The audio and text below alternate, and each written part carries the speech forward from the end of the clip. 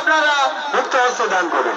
আপনারা জানেন এখানে একদিন জঙ্গল ছিল, সেই জঙ্গলে বাবা আটেশ্বরের কৃপায় জঙ্গল থেকে আজকের এখানে রাজপ্রাসাদ হয়েছে। কেন হয়েছে, কিসের জন্য হয়েছে আপনারা জানেন? বাবার ভক্তরা বাবার কৃপাতে আজকে বাবার প্রতি দান, বাবাকে দান দিয়ে গেছে। তারা যে মনস্কামনা করেছে সেটাই পূরণ হয়েছে। চাকরি চেয়েছে অনেকে, মেধাবী ছাত্ররা চাকরি পেয়েছে।